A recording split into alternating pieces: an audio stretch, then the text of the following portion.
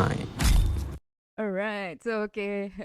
Hi guys, tiba kan. Nampak sangat millennials punya cara untuk buat podcast kan. So, alright, so selamat datang Peko Terima kasih ke Zura. kita punya mic. Ni adalah podcast kedua kita sebenarnya. Kita ada perancangan untuk buat podcast daripada tahun lepas tapi tak jadi-jadi. So kita jadikan lah tahun ni kan. Dan tahun ni kita jadikan dengan membawa satu aktivis daripada 3 orang yang baru-baru ni kena tahan. Kalau kita tengok ramai yang puji lah sebenarnya cara Peko menjawab soalan kan. Mantap lah budak ni jawab soalan kan. Jadi kita ada dia hari ni.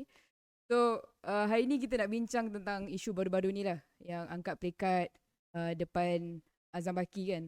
Tapi mungkin sebelum kita bergerak ke isu tu, mungkin nak untuk para pendengar mungkin yang tak pernah tahu ataupun baru nak dengar apa benda sebenarnya isu ni kan. So mungkin boleh ceritakan sikit ke sebenarnya apa sebenarnya yang menyebabkan kita nak bersuara tentang isu ni kan. Siapa Azam Baki ni ya? Okay, baik, terima kasih Azura atas jemputan ke podcast kita punya mic.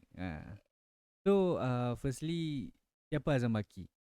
Azam Baki ni, kalau kita cerita secara ringkasnya, dia adalah Ketua Pesuruhjaya SPRM. So, dia adalah Ketua SPRM. Bila kita bercerita tentang entiti SPRM ni, SPRM adalah sebuah agensi ataupun satu badan yang sepatutnya mencegah rasuah, korupsi dan sebagainya. Tapi hari ini kita dapat lihat Azam Baki ada terlibat dengan beberapa kontroversi, antaranya pemilikan saham yang melebihi had yang sepatutnya. Itu yang pertama. Yang kedua, yang paling famous, tapi I'm sure 95% of Malaysia tak tahu benda ni, hanya segelintir tentang korporat mafia. So Azam Baki ni ada terlibat dengan korporat mafia. Dan ya, kita dapat tahu kerajaan nak buat tindakan dan sebagainya dan katanya akan keluarkan laporan. Tapi sehingga ke hari ini tiada laporan yang dikeluarkan. Katanya hari itu Fahim Fazil laporan untuk salah saham apa ni? Pemilikan saham tu dah selesai. Cuma nanti dia akan compilekan dengan korporat mafia. Itu bukan soalannya. Korporat mafia adalah isu lain. Pemilikan saham ada isu lain. Keluarkan satu-satu sebab rakyat perlu tahu. That's why sekarang ni isu ini bukan sering lah. Dan isu ini bukannya isu yang baru. Isu yang dah lama dan agak panjang sebenarnya. Orang meminta Azam Baki diturunkan. Faham. So tadi ada cerita pasal yang saham kan. Sebenarnya adakah diorang boleh ada saham ataupun tak boleh, ataupun apakah yang maksud dengan had tu? Okey. Kalau kita tahu ataupun kalau kita tengok di dalam kaki tangan kerajaan ataupun sektor awam ni, mereka boleh untuk memiliki saham, tak ada masalah pun. I'm pretty sure kerajaan tak zalim. Cuma dia ada pekeliling which is mereka boleh memiliki saham sehingga RM100,000 saja. Tidak boleh melebihi itu. Tetapi Azam Baki lebih sampai berjuta. Itu lah isunya.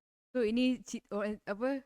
Aku selalu fikir lah bila aku pergi office pagi-pagi kan. Penat je doh kerja kan. Kerja berat-berat kan. 9 to 5 jam kan.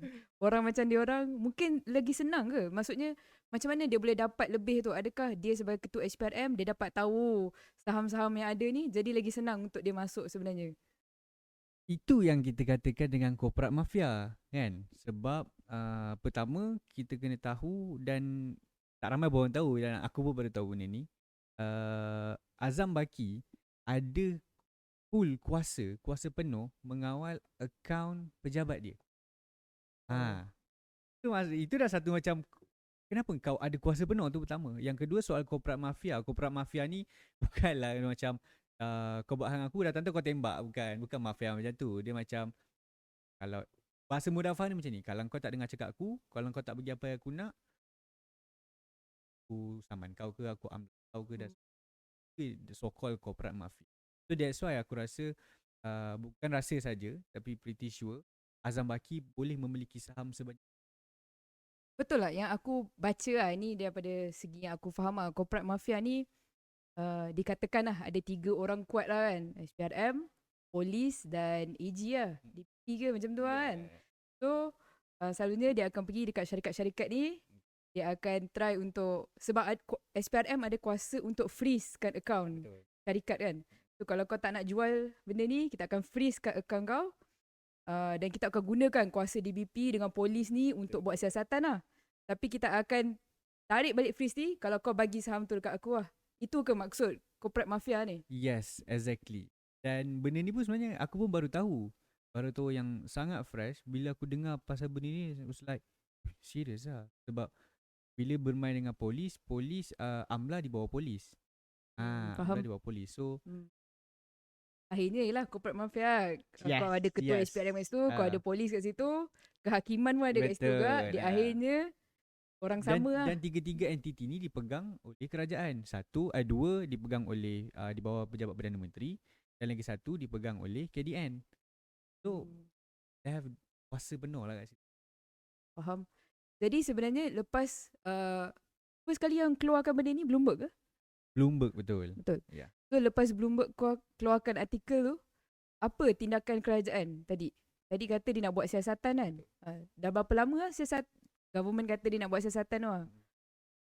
Lepas dia Bloomberg buat keluar kes ni ataupun dia dedahkan benda ni, tak silap aku dalam bulan 2, bulan 4 macam tu. Dia rasanya belum puasa, time puasa kurang macam tu. Dan tindakan kerajaan adalah, bila cakap kerajaan ni, aku suka sebut Anwar Ibrahim. Anwar Ibrahim lah. Aku bukan benci Anwar Ibrahim, tapi sikit lah benci kat dia. Boleh. So, Anwar Ibrahim kata, orang buat kerja, kenapa nak kena berhenti, nak kena rehatkan dia? Malah dipuji-puji. Bukan sekadar itu. Dulunya si Anwar Ibrahim ni sebelum jadi Perdana Menteri, dia yang paling beria di depan parlimen, hantar memorandum dan sebagainya. Dia kata Azam Baki perlu direhatkan, siasatan diraja perlu digerakkan dan sebagainya. Tapi bila hari ni ada kuasa, dipuji pertama. Yang kedua ni disambutkan kontrak sampai 3 kali. Tu kerajaan nampak macam cuba menyembunyikan sesuatu. Dan aku percaya dan aku rasa bila dia menyembunyikan sesuatu dan dulunya menentang dan pada akhirnya membela, kerajaan seolah-olah ada satu skandal yang cuba mereka rahsiakan.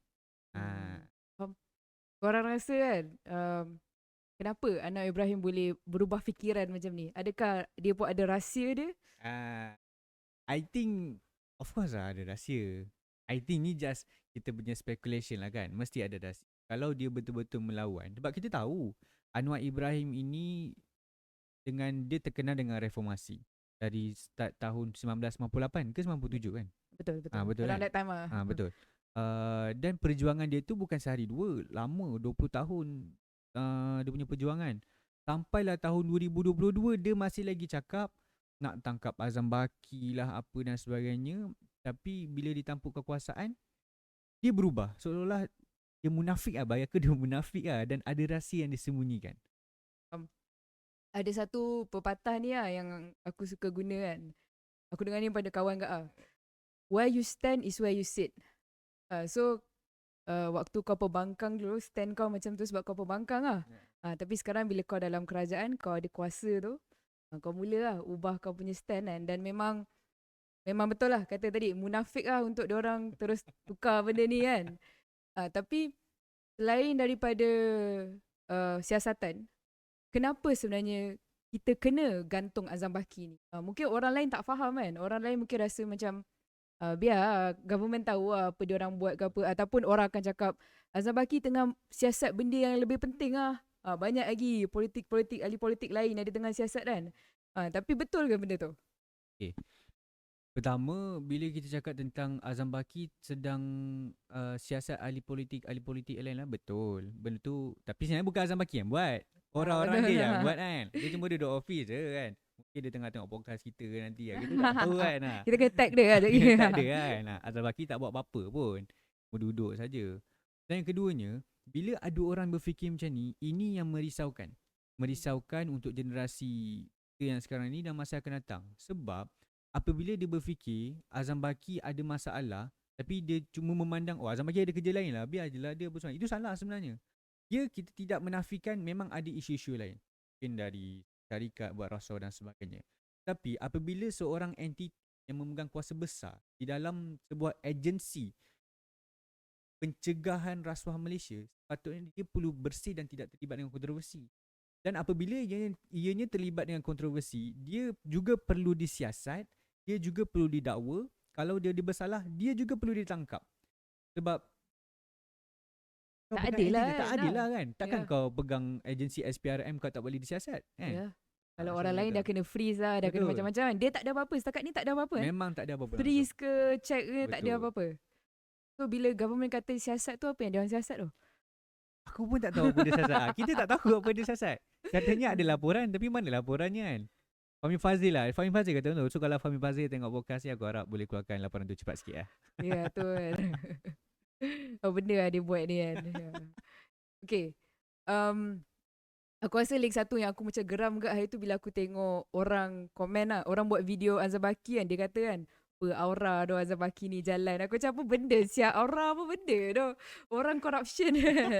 Kau nak. And the aura yang dia ada is the power that he has lah kan. Sebab tu dia boleh buat apa-apa dia nak kan. So aku rasa macam, aku rasa orang kena faham lah benda tu sebenarnya kan.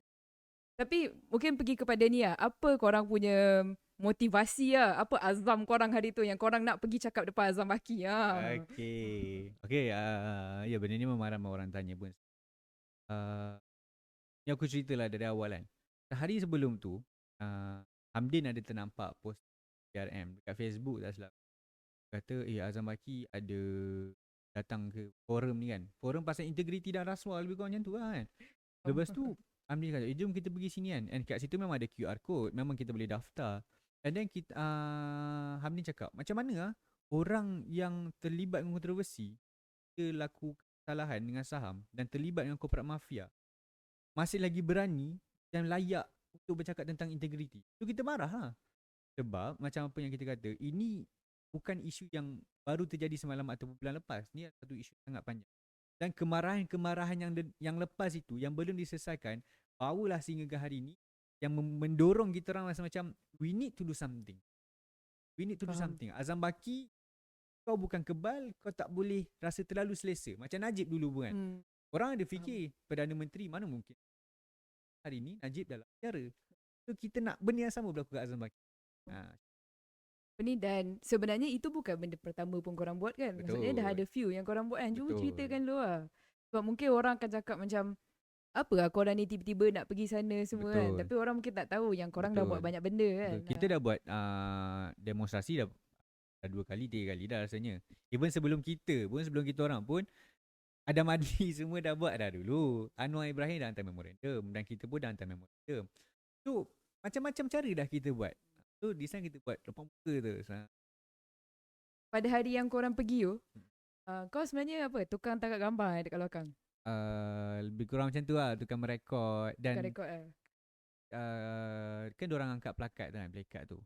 So kalau kita just buat risk calculation lah. Kalau diorang kena tangkap, aku tak kena tangkap, aku keluar untuk bagi tahu orang, kawan-kawan. Sebab kita orang pergi tu, kita orang tak bagi tahu sesiapa pun.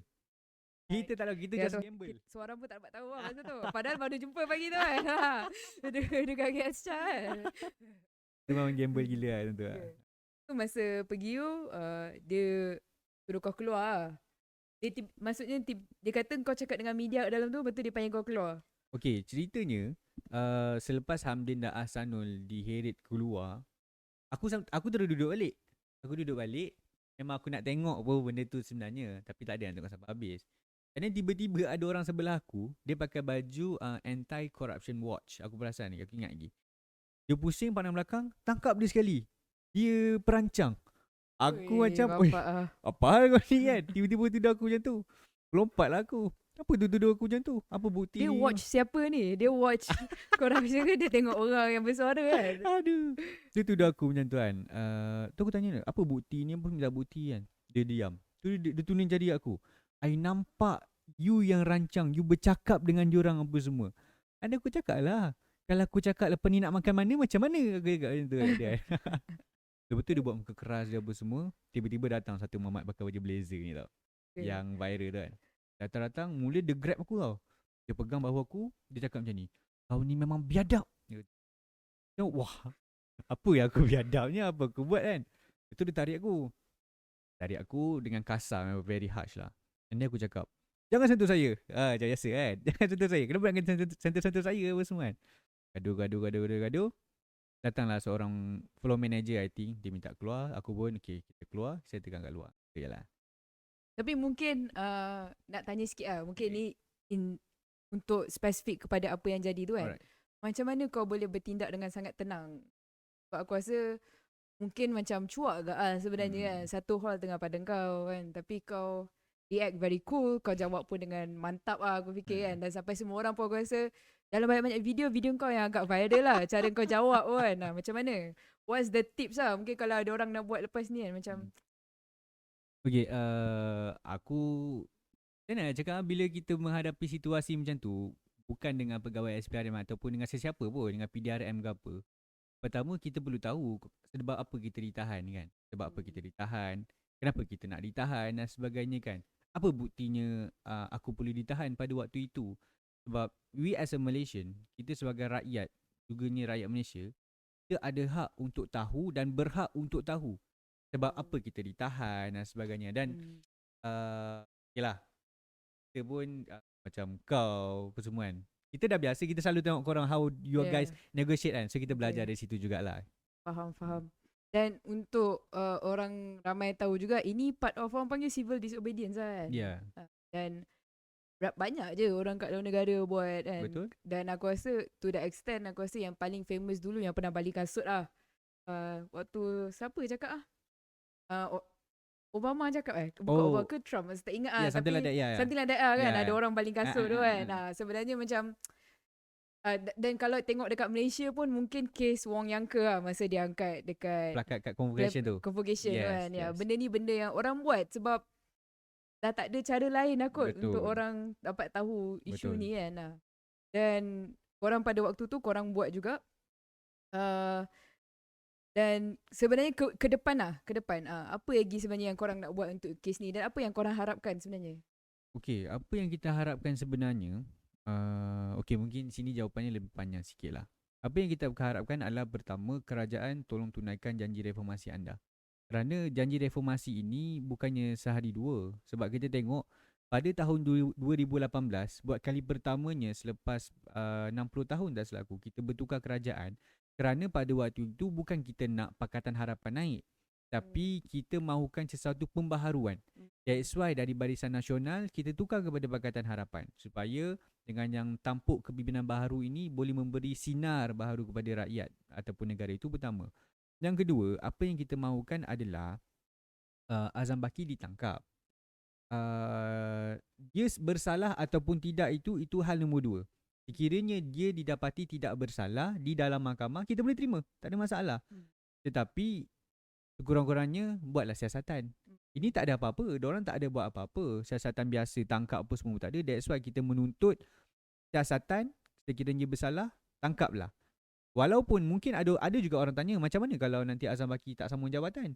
Ini bukan soal jawatan Azam Baki itu, tapi ini adalah soal Azam Baki itu sendiri yang berada di tampuk kekuasaan itu.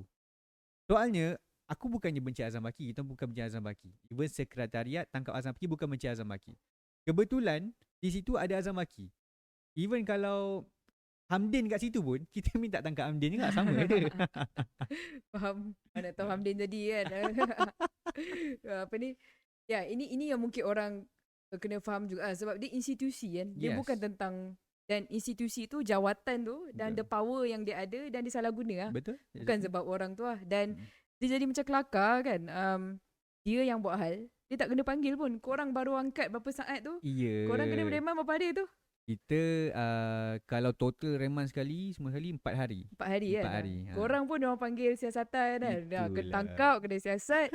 Tapi orang yang dah berapa amount yang saham dia total dalam yang tuduhan yang dia dikenakan? Aku tak tahu exact amount, tapi aku boleh kata juta. Berjuta-juta. Juta babe, bukan sikit. Berjuta bukan sikit kan. Tapi tak kena apa-apa. Panggil siasatan pun tak ada kan. Ambil statement ke apa kan. Tak ada kan. Ya, ni memang macam clearly apa bias lah terhadap orang ni kan. Betul, sebab kalau kita tengok pun isu-isu rasuah ni, kalau orang-orang biasa ada rasuah sikit, terus dia punya company ke apa kena block, kena free apa semua. Tapi Azam Baki masih boleh pergi selesa. Pergi pentaulihan baru-baru ni siap ada squad elite. Itu lah. Takut lah tu dia. Itu lah. Mungkin untuk pendengar juga masa Suaram kita pernah kena raid dulu sebab kita fight isu Skopin. Dan masa tu kita orang, polis datang office kita nak dekat 7 bulan. setiap hari datang tengok akaun kita orang semua kan. Sebab Setiap dia, hari never miss. setiap hari. Walau. 7 bulan dia datang masa tu.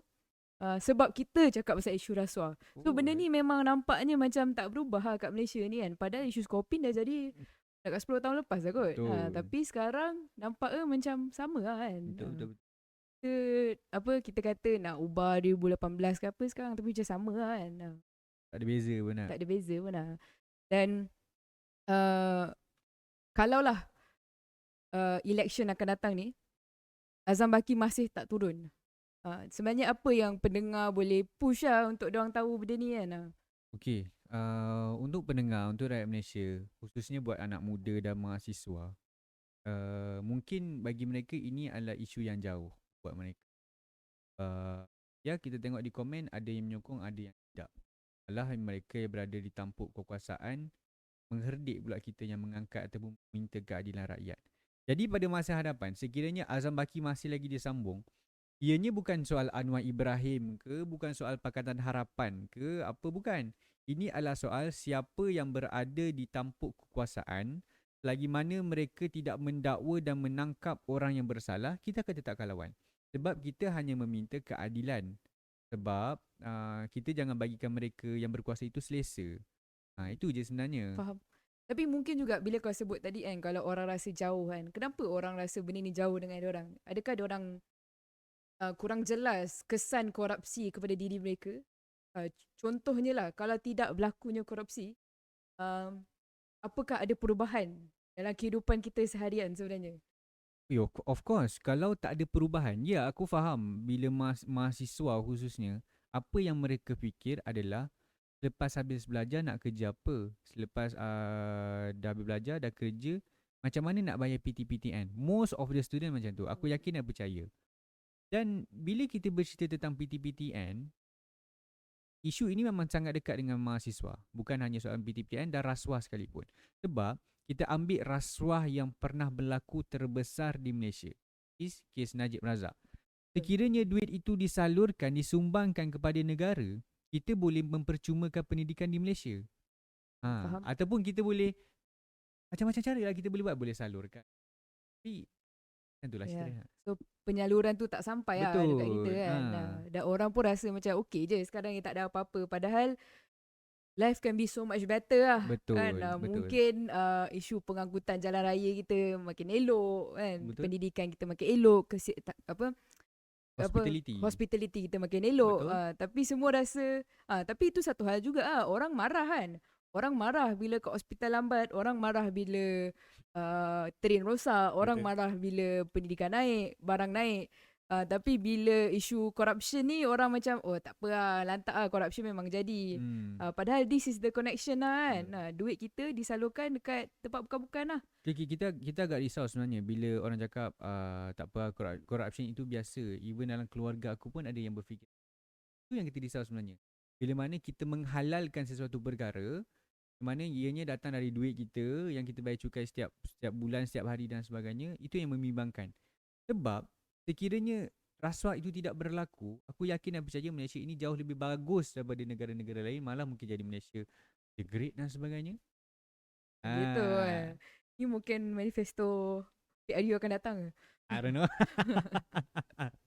Okay. Sebenarnya aku pun aku rasa banyak soalan kan. Mungkin kalau ada soalan susulan daripada pendengar, nanti kita boleh panggil lagi sekali kan. Boleh. Tapi cuba mungkin boleh cerita ke apa korang punya next steps yang paling dekat ni yang mungkin orang rasa macam okay, aku dah marah ni, aku dah dengar podcast ni, aku nak buat something small lah. Apa yang orang boleh buat?